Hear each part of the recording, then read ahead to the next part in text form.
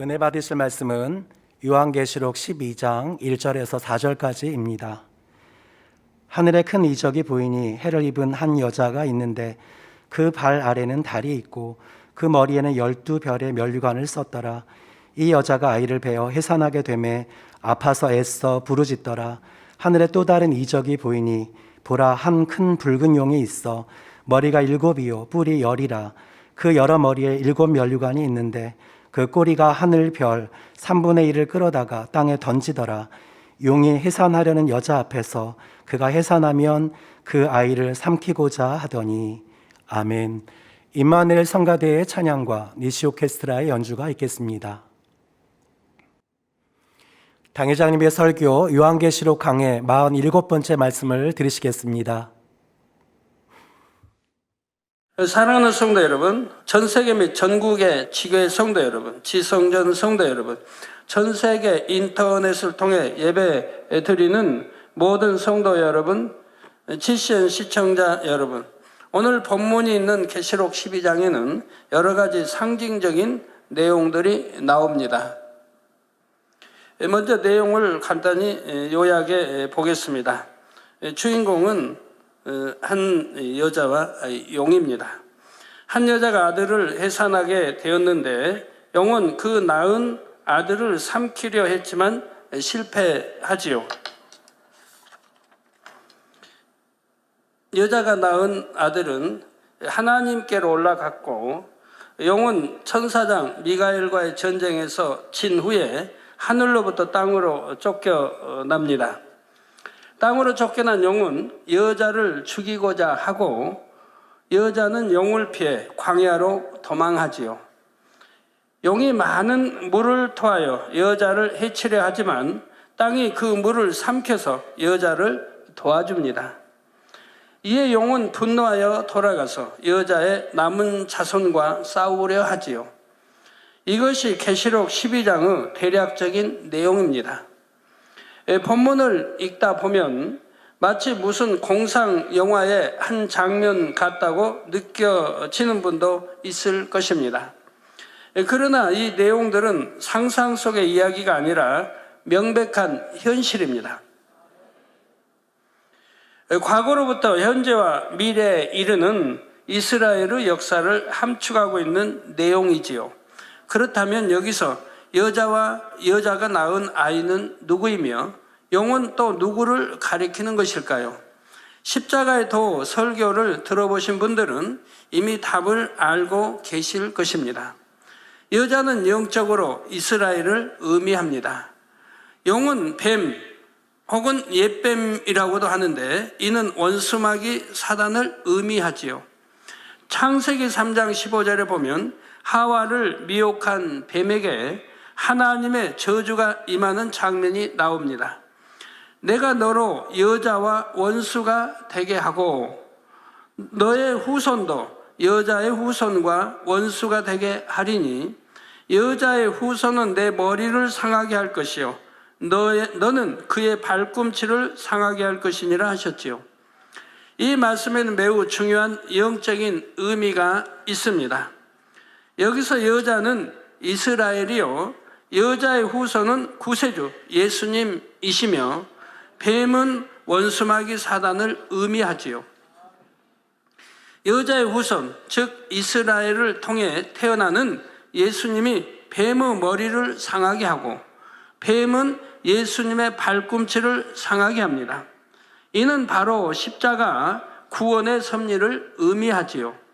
원수마귀 사단은 악한 사람들을 사주하여 예수님을 십자가에 못 박아 죽였습니다. 이것이 바로 뱀이 여자의 후손의 발꿈치를 상하게 한다는 말씀의 의미입니다. 그런데 여자의 후손도 뱀의 머리를 상하게 한다 했지요. 뱀을 잡으려면 몸통이나 꼬리를 잡는 것이 아니라 머리를 잡아야 합니다. 몸통이나 꼬리를 잡았다가는 물려 죽을 수도 있습니다. 머리를 꽉 눌러 잡아서 제압해야 하죠. 그래서 뱀 잡는 사람들 보면 그 막대기로 뱀을 누르든가 해서 머리를 꽉 이렇게 쥐는 거 봅니다. 그러면 꼼짝도 하지 못하죠. 물 수도 없고요. 여자의 후손이 뱀의 머리를 상하게 한다는 것은 예수님께서 원수마귀 사단의 권세를 깨트리신다는 의미입니다. 곧 죽었다가 부활하신 예수님께서 원수마귀 사단의 사망 권세를 깨트리신다는 말입니다. 이렇게 성경의 맨 처음 창세기에 십자가 사건과 구원의 섭리가 예언되어 있지요. 이러한 영적인 비밀에 대해 알고 오늘 본문 말씀을 대하면 벌써 많은 부분이 풀리게 됩니다. 영적인 지식이 있는 만큼 성경의 말씀들을 짝을 이루면서 성령의 감동함 가운데 풀 수가 있지요. 그러면 지금부터 본문의 의미를 구체적으로 살펴보겠습니다. 1절, 2절에 하늘에 큰 이적이 보이니 해를 입은 한 여자가 있는데 그 발 아래는 달이 있고 그 머리에는 12별의 면류관을 썼더라. 이 여자가 아이를 베어 해산하게 되매 아파서 애써 부르짖더라 했습니다. 하늘에 큰 이적이 보인다는 것은 요한이 보고 있는 모든 일들이 하나님께서 주관하시는 일이라는 의미입니다. 이적이란 성경에서 구약시대에 하나님께서 베푸신 놀라운 역사를 일컫는 말입니다. 여러분들이 이적 또는 기사, 표적을 전에 다 설명해 드린 적이 있죠. 이적은 구약에만 나오는데 또 계시록에도 나오는데 그 이유가 있습니다. 자, 이적이란 성경에서 구약 시대에 하나님께서 베푸신 놀라운 역사를 일컫는 말입니다. 반면에 신약 시대 성령의 역사로 나타난 일들은 이적이라 하지 않고 표적이라고 합니다. 이게 표적이나 이적이 틀린 것은 같은 말인데 하나님의 역사하신 것을 이적이라고 성령의 역사하신 것을 표적이라고 한다 이 말입니다. 그렇게 이제 구분함으로 이건 하나님의 역사, 이건 성령의 역사 이렇게 구분이 되어진다 이 말입니다. 그런데 지금 본문에 이적이라 표현한 것은 이 일들이 하나님께서 주체가 되어 펼쳐나가시는 일들이기 때문입니다. 계시록에 있는 일들이 지금 하나님의 주체가 돼서 펼쳐나가시고 있다 이 말입니다. 성령이 주체가 아니라 이 말입니다. 여전히 구약시대의 신앙에 매여 있는 이스라엘 민족에 대한 하나님의 섭리를 의미하기 때문에 이적이라 표현하고 있는 것이지요. 하나님께서 이스라엘 민족을 택하시고 지금까지 인도에 오신 모든 역사들과 장차 7년 환란 동안에 이스라엘을 통해 펼쳐질 모든 일들이 하나님의 섭리 가운데 이루어지는 이적인 것입니다. 그래서 오늘 본문 말씀의 내용들은 과거와 미래 이렇게 두 가지 관점에서 각각 설명할 수가 있습니다. 즉 지금까지 이스라엘을 통해 이루어 오신 역사와 앞으로 이스라엘을 통해 이루실 역사가 동시에 담겨 있다는 말입니다. 먼저 해를 입은 여자가 나옵니다. 여자는 이스라엘을 뜻한다 했는데 이스라엘이 해, 즉 태양을 입었다는 것이죠. 이는 이스라엘이 하나님으로부터 선택받은 민족으로서 받게 되는 영광을 의미합니다. 그렇다면 이스라엘 민족은 이렇게 하나님으로부터 선택을 받았기 때문에 오직 해와 같은 영광만 받았습니까? 물론 하나님의 선택받은 민족이 된다는 것은 너무나 큰 영광을 얻은 것입니다. 하지만 이스라엘은 선민이기 때문에 오히려 더 많은 해를 받았던 것을 봅니다. 따라서 이스라엘이 해를 입었다는 말씀이 문자적으로 볼 때는 큰 영광을 얻은 것이지만 영적으로는 많은 고난과 시련을 겪는다는 의미입니다. 왜 그런 것일까요? 한 가지 비유를 들어보겠습니다. 큰 그룹의 회장이 있습니다. 그런데 이 회장에게는 후계자가 없었지요. 그래서 회장은 이 큰 그룹을 누구에게 물려줄까를 고민하고 있었습니다. 그러다가 마음에 딱 드는 사원을 발견했습니다. 하지만 이 사원을 곧바로 후계자로 세울 수는 없었지요. 후계자가 될 만한 능력을 갖추어야 합니다. 또한 모든 사람으로부터 후계자로 부족됨이 없다는 인정을 받아야 하지요. 그래서 이 사원은 후계자로 지목된 후부터 오히려 더 혹독한 후계자 수업을 받게 됩니다.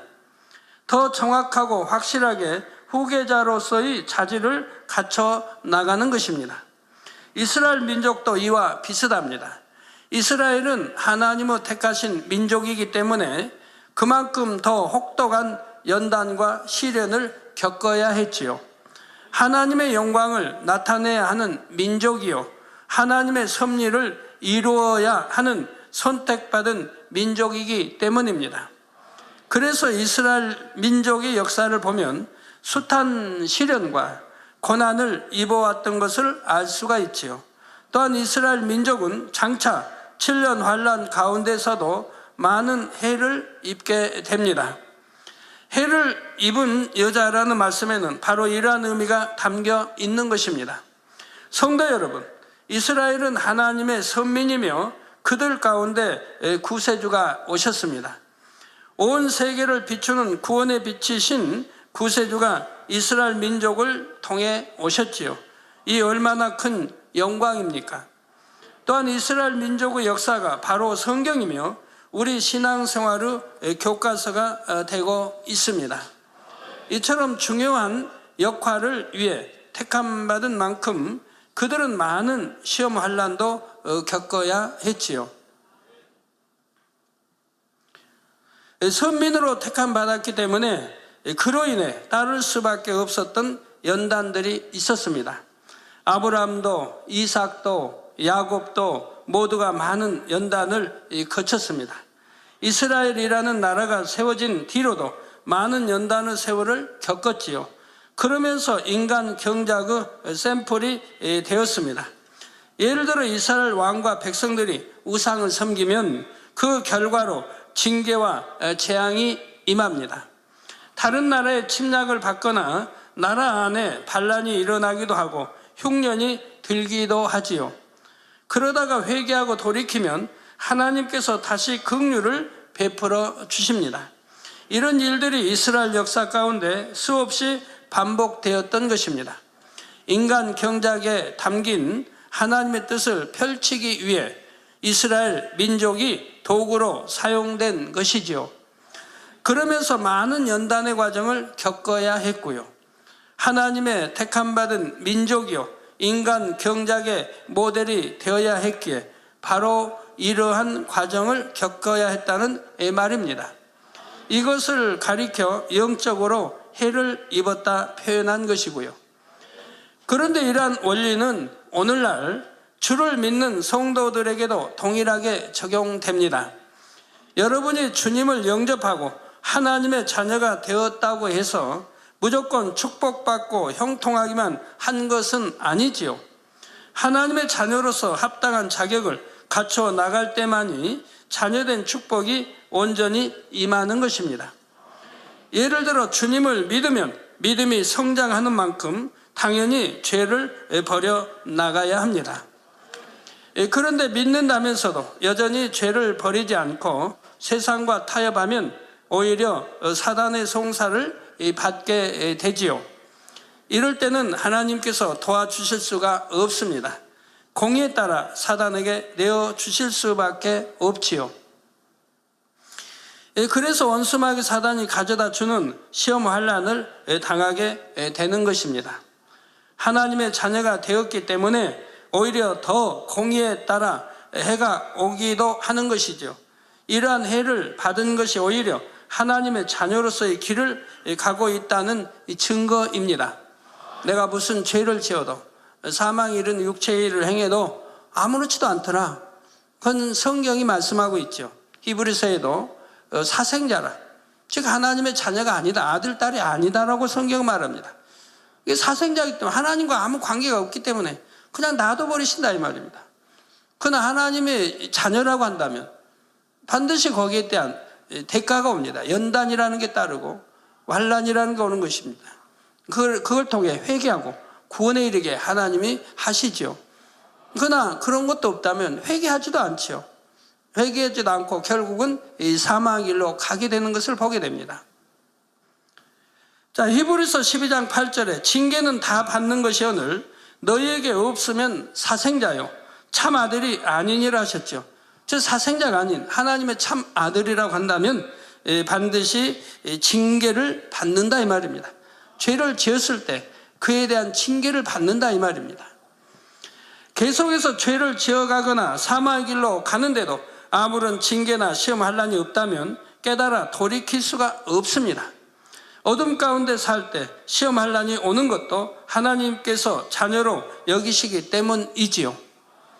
간섭하시고 때로는 징계나 시험 환난을 허락하여 깨달아 돌이킬 수 있게 하시는 것입니다. 세상 사람들 중에는 큰 죄악 가운데 살면서도 아무런 해받음이 없는 경우가 있습니다. 하지만 그 결국은 영원한 사망입니다. 차라리 징계나 받으면 통회자고 회개할 것이나 찾지 않습니까? 그리고 회개한다고 열심히 회개할 것 찾아서 통회 자복하려고 하는 것을 봅니다. 그러나 징계가 없으면 통회 자복하려고 하지 않죠. 회개결을 찾지도 않고 통회 자복하려고 하지도 않고 그러다 영원히 떠난다면 사망으로 갈 수밖에 없는 것이죠. 반면에 하나님의 자녀라면 어떤 잘못을 했을 때 하나님께서 간섭하시는 증거가 나타나지요.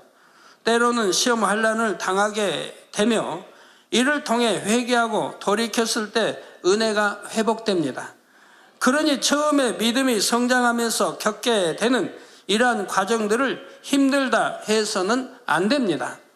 그 과정이 지나고 믿음이 어느 정도 수준에 이르면 그때는 더 이상 해를 받지 않게 되지요.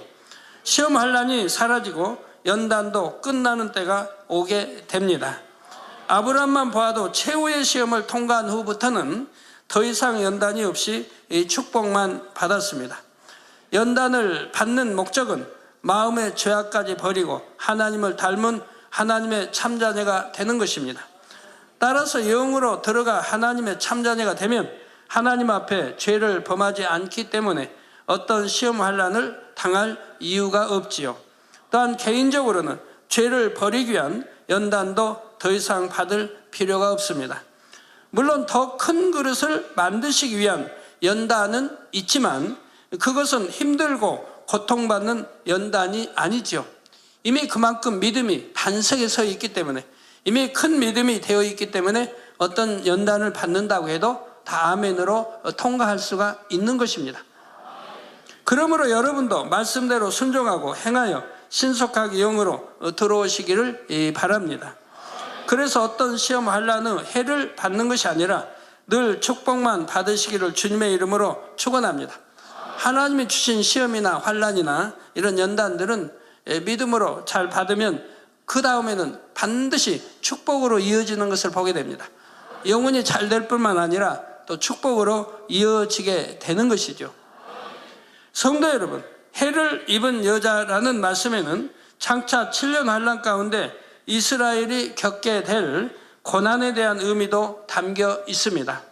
이스라엘 민족은 자신들을 통해 구세주가 나셨지만 정작 그들은 예수님을 영접하지 않았습니다.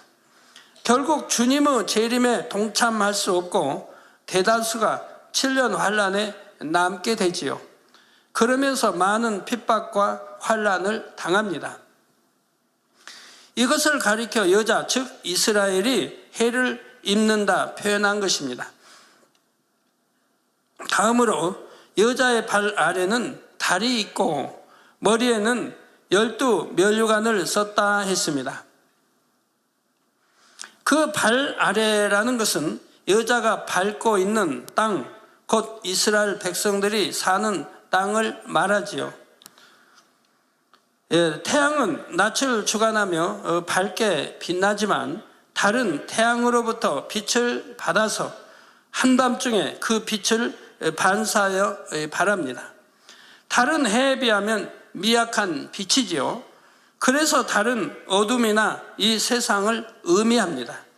여자의 발 아래 달이 있다는 말씀에도 두 가지 의미가 있습니다.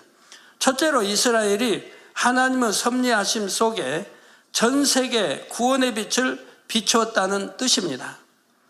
해가 있으므로 달이 그 빛을 받아 세상에 비춰 주듯이 이스라엘을 통해 구원의 빛이 세상에 비춰졌지요. 이스라엘을 통해 구세주가 나셨고 이스라엘을 통해 구원의 섭리가 온 세상으로 퍼져나갔음을 나타내는 것입니다. 두 번째로 7년 환란 동안 이스라엘에는 해같이 밝은 빛이 아니라 어둠 속의 달빛처럼 약한 빛만 있다는 뜻입니다. 그저 간신히 구원을 바랄 수 있는 신랄 같은 하나님의 은혜만이 남아 있지요. 이처럼 영적으로 어둡고 비참한 상황을 약한 달빛에 비유하여 표현한 것입니다. 다음으로 여자의 머리에 12별의 면류관을 썼다는 것은 이스라엘이 12지파로부터 번성해 나간 것을 나타냅니다. 다음으로 이어지는 2절에 이 여자가 아이를 베어 해산하게 되매 아파서 애써 부르짖더라 했습니다. 1절과 마찬가지로 2절 말씀도 두 가지 의미로 풀 수가 있습니다. 먼저 역사적으로는 구세주가 오실 때까지 이스라엘이 당한 모든 고난을 해산의 고통으로 표현했습니다. 예수님께서 이 땅에 오시기 전 이스라엘은 수백 년간의 암흑기를 맞고 있었지요. 여러 이방인들의 압제를 받으며 하나님의 계시도 끊겼습니다. 참으로 고통스러운 세월이었지요. 두 번째로는 이스라엘 민족이 7년 환란 가운데 예수 그리스도를 영접하여 구원에 이르기까지 받게 될 고난을 해산의 고통으로 표현했습니다. 이스라엘은 자기 민족을 통해 오신 구세주를 배척하며 하나님의 뜻을 저버렸지요. 그 대가로서 7년 환란 때에는 해산하는 수고와 같이 너무나 큰 고통을 치러야 비로소 구원을 얻게 되는 것입니다. 적그리스도를 통해 받아야 할 핍박과 순교를 통해 구원에 이르기 위해 받아야 할 그 모든 핍박들을 의미하는 것이지요. 이제 3절, 4절에는 또 다른 이적이 나옵니다. 한 큰 붉은 용이 있어 머리가 7이요 뿔이 10이라. 한 큰 붉은 용이 있어 머리가 7이요 뿔이 10이라. 그 여러 머리에 7 면류관이 있는데 그 꼬리가 하늘 별 3분의 1을 끌어다가 땅에 던지더라. 용이 해산하려는 여자 앞에서 그가 해산하면 그 아이를 삼키고자 하더니 했습니다. 앞에서도 설명한 것처럼 용은 하나님을 배반하고 대적하는 원수마귀 사단입니다. 그 중에서도 큰 용이라고 한 것은 악한 영의 우두머리인 루시퍼를 말하지요. 북다는 것은 죄와 악을 나타냅니다. 이사야 1장 18절에 너희 죄가 주홍 같을지라도 눈과 같이 희어질 것이요 진홍같이 붉을지라도 양털같이 되리라 했습니다. 이때도 죄를 주홍과 진홍의 붉은색에 비유하고 있지요. 그런데 이 용은 머리가 7이고 뿔이 10이며 그 여러 머리에 7 면류관이 있다 했습니다. 머리가 완전수인 7이라는 것은 루시퍼가 악을 주관하는 가장 머리임을 의미합니다. 10개의 뿔은 왕들을 의미하며 이들은 마지막 때 루시퍼 조종을 받는 왕들을 가리킵니다. 이 내용을 7년 환란과 연결지어 다시 설명하면 큰 붉은 용이란 적그리스도를 말합니다. 적그리스도의 세력은 유럽의 각 나라를 통합하게 된다 했죠. 그 중에서 정치, 경제, 군사 등의 힘이 있고 주도적으로 이루는 나라가 7입니다. 이 7 나라를 가리켜 7 머리라 한 것이지요. 또한 10 뿔이란 이들 7 나라를 뒷받침하게 되는 또 다른 10개의 나라를 의미합니다. 그 여러 머리에 7 면류관이 있다는 것은 그들에게 권세가 있다는 뜻입니다. 적그리스도의 세력들은 7년 환란 동안 어둠의 권세를 누리게 되지요. 이 세상을 주관해가는 절대적인 어둠의 권세를 누리게 됩니다. 이를 가리켜 머리에 7 면류관이 있다 표현했지요. 다음으로 4절에 즉 용의 꼬리가 하늘 별 3분의 1을 끌어다가 땅에 던지다라 했습니다. 이 말씀에도 여러 가지 의미가 담겨 있습니다. 먼저는 태초에 있었던 반란 사건에 대한 내용이 담겨 있지요. 루시퍼가 하나님을 대적하기로 계획하고 천사 3분의 1을 함께 끌어들였습니다. 천사장 루시퍼를 중심으로 질서를 따라 그에게 속했던 천사들이 함께 반역하여 어둠의 세력으로 변질되고 말았던 것입니다. 이 사건을 가리켜 하늘의 별 3분의 1을 끌어다가 땅에 던졌다 표현한 것이지요. 이를 두고 이제 그 천사들은 이렇게 자유의지가 없는 노보트라고 이렇게 노보트에 비해서 설명을 한 적이 있는데, 그걸 외국에서 번역하다가 어떻게 천사는 자유의지가 있는데 자유의지가 없다고 이렇게 참 노보트처럼 표현했는지 그에 대한 의문점을 물어온 적이 있더라고요. 자유의지가 성경에 있다고 했는데, 성경에 보면 자유의지가 있다고 말은 없습니다. 그러나 이렇게 3분의 1이 자유의지가 없으면 3분의 1이 어떻게 배신을 할 수 있는가? 이제 이런 질문입니다. 그러니까 자유의지가 있다고 생각하는 겁니다. 그러나 자유의지가 있어서 배신한 게 아닙니다. 여러분, 사령관이 누구에 따라, 군대도 마찬가지입니다. 사령관이 누구에 따라 그 사령관 명에 순종하게 되어 있는 거예요. 우리나라 제5공화국도 보면 그런 게 많이 나오죠.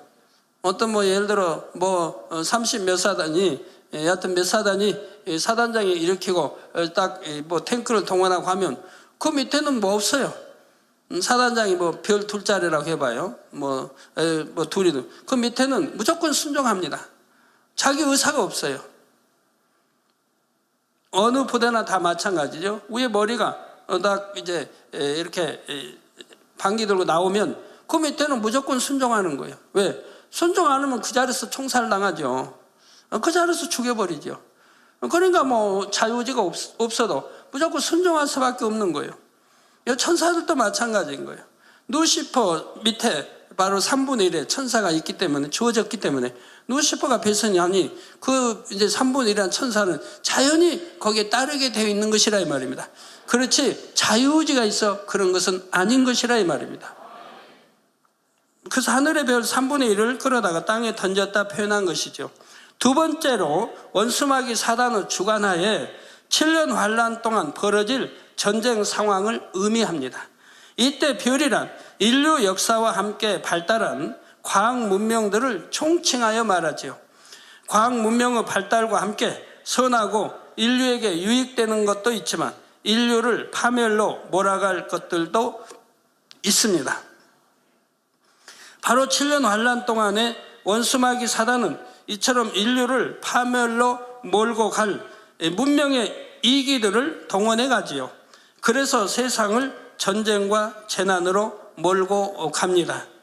이러한 상황을 가리켜 용이 그 꼬리를 가지고 별 3분의 1을 끌어다가 땅에 던진다 표현한 것이지요. 이렇게 말하면 그럼 루시퍼는 천사장인데 어떻게 이렇게 자유의지가 없는데 배신했습니까? 라고 하실 분 혹여 있나요?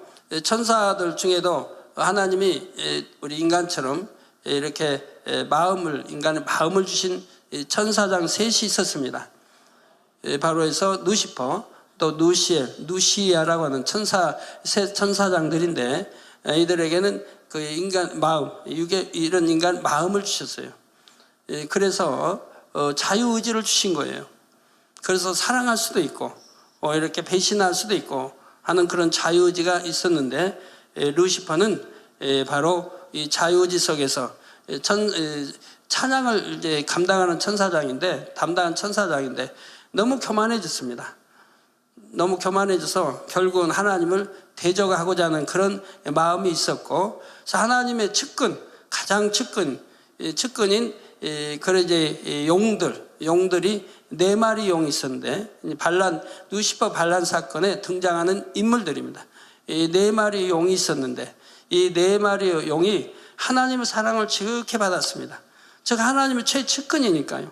또 용은 이쁘지 않습니까? 지금의 용하고는 다르고 저주받기 이전의 용은 그 털들이 황금털이라 이 말, 오색 찬란히 빛나는 황금털이라 이 말입니다. 그러니까 하나님이 이렇게 쓰다듬으시기도 하고 이제 이렇게 했다 이 말입니다.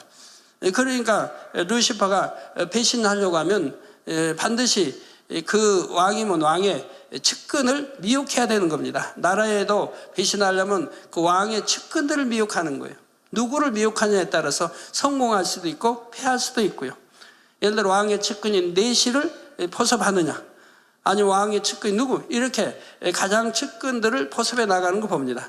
루시퍼도 바로 교만해져서 찬양을 담당하는, 우리 하나님이 너무 찬양을 기뻐하시지 않습니까? 그냥 교만해져 보니까 자기도 하나님처럼 되고자 했다 이 말입니다.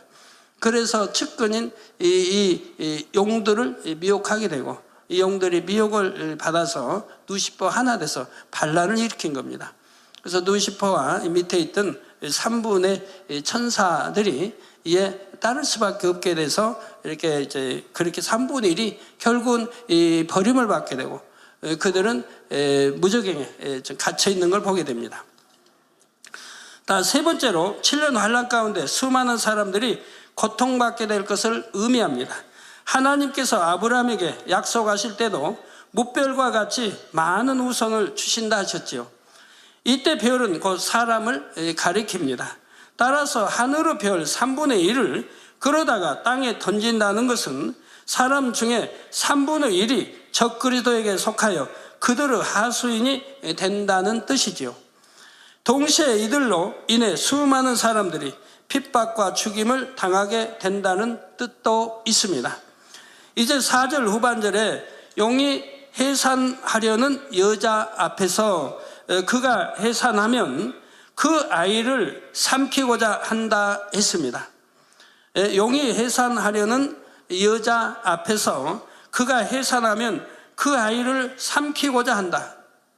자, 이 말씀은 첫째로 원수마귀 사단이 예수님을 죽이고자 핍박한 상황을 의미합니다.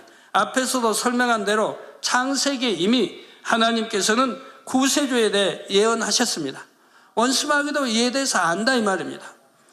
여자의 후손이 와서 원수마귀 사단의 권세를 깨트릴 것을 말씀하셨지요.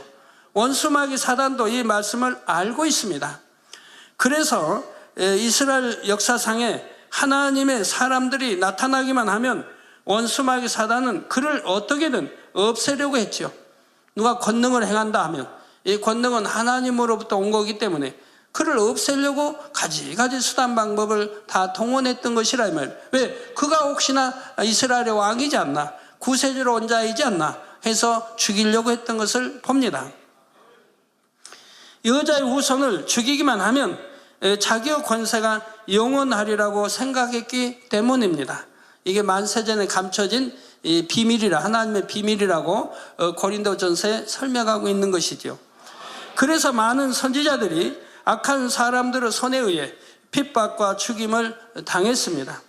예수님이 태어나실 당시에도 원수마귀 사단은 헤롯 왕을 사주하여 예수님을 죽이려 했죠.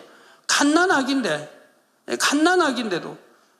왕 권세자인, 최고의 권세자인 헤롯 왕의 손을 빌어 아기 예수를 죽이려고 했던 것을 본다 이 말입니다. 그래서 2살 이하, 혹이라도 실수하지 않게 2살 이하 사내 아이를 모두 죽였던 것이라 이 말입니다. 역사적인 분명한 사실인 것입니다. 그러나 하나님께서 역사하시니 아기 예수님은 애굽으로 피하실 수 있었습니다.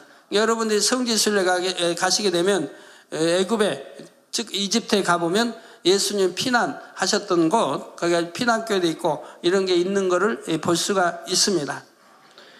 하지만 원수마귀 사단은 호시탐탐 여자의 후손을 죽이기 위한 기회를 노렸고 결국 예수님을 십자가에 못 박아 죽였지요. 그러나 그것이 결국 제 무덤을 판 격이었습니다. 예수님을 죽였기에 구원의 도가 성취되었지요. 인류에게는 원수마귀 사단의 사망 권세에서 벗어나 구원으로 갈 수 있는 길이 열렸습니다. 그래서 용이 여자의 후손을 죽이고자 한 것은 결과적으로 실패로 돌아가고 맙니다. 4절 후반절의 두 번째 의미는 마지막 7년 환란과 연관이 됩니다. 적그리스도가 이스라엘 백성 중에 주를 영접한 사람들을 제거하려는 것을 의미하지요. 이스라엘 안에 주를 믿는 자가 없도록 회유하기도 하며 고문하고 핍박해 나갑니다. 이런 상황을 여자가 해산하는 아이를 용이 삼키려 한다고 표현한 것입니다. 그런데 이어지는 5절, 6절에 보면 결국 용의 계획이 실패하는 장면이 나옵니다. 하나님께서 이스라엘을 위해 예비해 두신 피난처가 있음을 말씀하고 있지요. 이 피난처는 어디를 말하는 것일까요? 이스라엘은 적그리스도의 핍박을 어떻게 피하여 구원에 이를 수가 있는 것일까요? 다음 시간에 계속 증거하도록 하겠습니다. 우리 하나님의 큰 연단을 받은 하나님의 사람들을 보면요, 대부분 죽음을 체험했어요. 죽음을. 그래서 세월사람 들어간 사람들 보면 그런 죽음을 체험한 이런 주로 인해, 하나님으로 인해 죽음을 체험한 그런 경험들을 하게 됩니다. 순교에까지 가는 그런 경험들을 하게 돼요. 아브라함도 그랬고, 아내를 2번씩이나, 또 왕과의 여러 번 또 싸움도, 조카 롯을 뺏기고 싸움도, 전쟁터에 생명을 다해 이렇게 또 롯을 구하게 간 적도 있고, 모세도 40년간의 연단을 받고 또 왕으로부터 죽임당하려고 됐고, 애굽의 왕으로부터 여러 가지 위험한 그런 사건들을 여러 번 겪습니다. 하나님의 일을 성취하기 위해서 말입니다. 엘리야 마찬가지입니다. 왕이 죽이려고 해서 참 피하고 숨어 다니는 걸 볼 수가 있습니다. 엘리사 마찬가지,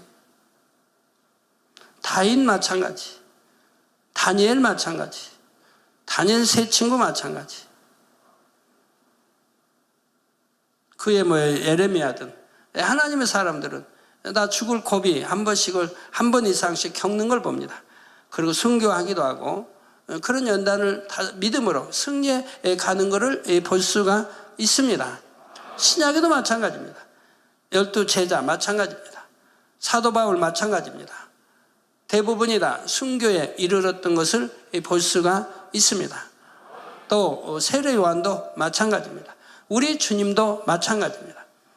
이런 큰 연단, 바로 생명까지 내놓아야 하는 이런 연단들을 믿음으로 승리했을 때 바로 하나님께서 너는 내 사랑하고 기뻐하는 아들아 자녀들아 하는 것을 보게 됩니다. 하나님이 사랑하시고 기뻐하는 아들, 딸이 된다면 그건 세우삼에 들어갈 수 있는 자격을 얻은 것이지요. 기뻐하는 말이 들어가면 세우삼에 들어가는 자격을 얻은 거예요. 그냥 사랑하는 아들 하면 이제 3천층에 들어갈 자격을 얻은 것이고요. 사랑하고 기뻐하는, 이 기뻐하는 하나 더 들어가면 바로 새 예루살렘에 들어갈 수 있는 자격을 얻은 것입니다. 우리 하나님이 주님 앞에는 내 사랑하고 기뻐하는 이 들어가죠. 결론을 말씀드립니다. 사랑하는 성도 여러분, 원수마귀 사단은 예나 지금이나 앞으로도 세상의 주관자들을 동원하여 하나님의 사람들을 핍박하고 죽이려 합니다. 예수님께서도 이러한 핍박과 고난을 받으시고 결국 십자가에 못 박혀 죽으셨지요. 이는 예수님에게 힘이 없으셔서가 아닙니다. 하나님의 섭리를 이루시기 위해 자신의 모든 것을 내어주신 것이지요. 이렇게 생명까지 내어주심으로 말미암아 공의 가운데 인류에게 구원의 길이 열린 것입니다. 이는 오늘날도 마찬가지입니다. 우리가 하나님의 섭리를 이룸에 있어서 무조건 신속하게 쑥쑥 밀고 나가는 것만이 꼭 잘 되는 것이 아닙니다. 핍박받고 잠시 지체되는 것처럼 보일 때 그것이 공의를 이루어가고 있는 과정이지요. 그렇게 해서 선의 분량이 채워지고 믿음의 분량이 채워졌을 때 하나님께서 큰 영광으로 나타내시는 것입니다. 예수님께서 분명히 죽으셨지만 사망 권세를 깨트리고 부활의 영광으로 다시 살아나셨던 것처럼 말입니다. 우리도 때로는 죽은 것 같이 보였지만 그 이후에 더 큰 부활의 영광으로 나왔던 것을 여러 번 체험해 보지 않았습니까? 이러한 부활의 영광과 축복을 여러분의 삶 가운데서도 늘 체험하시기를 주님의 이름으로 축원합니다. 들으신 말씀을 생각하면서 기도하시겠습니다. 사랑의 아버지 하나님, 오늘 들은 말씀들이 우리 안에 생명과 능력 되게 하여 주옵소서. 아버지, 오늘 말씀 참으로 어려운 것 같은 말씀이로되 목자님을 통해 밝히 쉽게 풀어주심으로 이스라엘의 과거와 그리고 끝날까지의 섭리들을 말씀해 주셨고, 악한 영, 특히 루시퍼와 적그리스도에 가는 것을 말씀해 주심으로 아무리 악한 영들이 악한 쾌계로 자기들의 악한 권세를 이루려 할지라도 결국에 모든 것이 아버지 하나님의 계획과 섭리 안에 있을 수밖에 없음을 말씀해 주셨나이다. 마지막 때를 살아가는 저희에게 더욱 깨어있게 하시고, 우리도 믿음의 선진들이 죽음 같은 연단을 이기며 승리하여 우리 주님의 부활의 영광을 체험하듯 우리도 그러한 신앙이 되게 하시어서 영광 돌릴 수 있는 복된 삶이 되게 하여 주옵소서. 감사드리옵고 우리 주 예수 그리스도 이름으로 기도하옵나이다. 아멘. 당회장님의 환자를 위한 기도를 받겠습니다. 아픈 곳이나 연약한 곳 위에 손을 얹고 기도받으시고, 아프지 않은 분들은 가슴에 손을 얹고 마음의 소원을 위해 믿음으로 기도받으시기 바랍니다. 할렐루야. 전능하신 사랑의 아버지 하나님, 이 시간 기도받는 모든 성도님들 위해 안수하여 주옵소서. GCN과 인터넷과 화상을 통해 기도받는 지교회와 지성전 그리고 전 세계 하나님의 자녀들 위에도 시공간을 초월하여 역사하여 주시기를 원합니다. 믿어지는 믿음을 주시고 부정적인 생각과 의심의 세력을 물리쳐 주옵시며 모든 시험 환난도 물리쳐 주옵소서.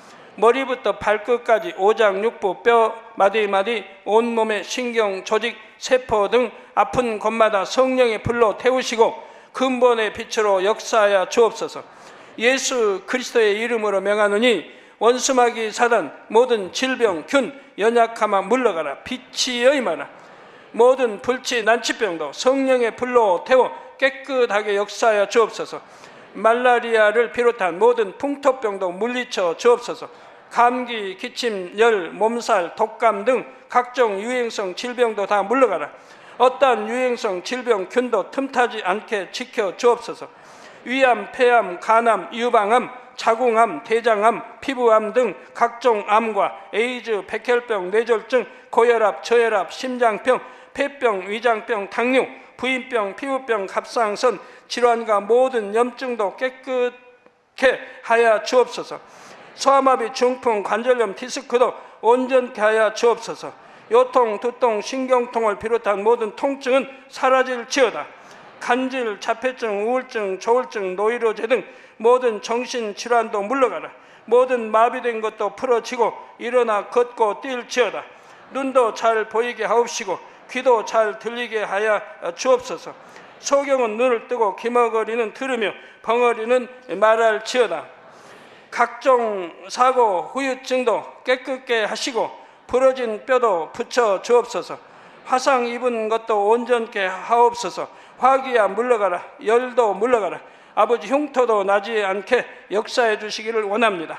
마약을 비롯하여 각종 약물과 독극물 중독도 깨끗함을 입을지어다. 죽은 신경과 세포가 살아나며 죽은 자도 살아나게 하여 주옵소서. 잉태의 축복도 주시기를 원합니다. 잉태 축복을 받으라. 예수 그리스도의 이름으로 명하노니 원수마귀 사단아 하늘 공중 곳에 잡은 악의 영들아 물러가라. 그의 사자들도 물러갈지니라. 이 땅의 악한 영, 더러운 영, 거짓되고 간사한 영, 이간질하고 미혹하는 모든 어둠들은 물러가라. 모든 흉악의 결박을 풀고 어둠아 물러가라. 빛이 여임하라. 아버지 하나님, 부르짖어 기도할 수 있는 능력을 주시고 죄를 버리고 성결될 수 있는 능력을 주옵소서. 영혼이 잘됨같이 범사에 잘되게 하시고 가정의 복음화도 이루어 주시기를 원합니다. 한 주간도 모든 사고와 재앙으로부터 지켜주시고 불통이 없는 형통한 삶을 살 수 있도록 축복해 주옵소서. 성령의 불담으로 천군 천사와 주님의 불꽃 같은 눈동자로 모든 하나님의 자녀들과 가정, 일터, 사업터를 지켜주시기를 원합니다. 학생들에게 지와 명철을 더하시고 공부도 할 수 있는 뜨거운 마음과 열정도 더하여 주옵소서. 마음과 생각을 세상에 빼앗기지 않도록 지키시고 하나님을 뜨겁게 사랑하는 학생들로 축복하여 주옵소서. 하나님의 자녀들이 먹으나 마시나 입으나 무엇을 하든지 하나님 앞에 영광 돌리는 삶이 되게 축복하여 주시기를 원합니다. 나는 하나님을 만났노라, 체험했노라, 응답 받았노라, 축복 받았노라, 간증하는 입술이 되게 역사하여 주옵소서. 아버지 하나님 감사합니다. 홀로 영광 받으옵소서. 우리 주 예수 그리스도의 이름으로 기도하옵나이다. 아멘.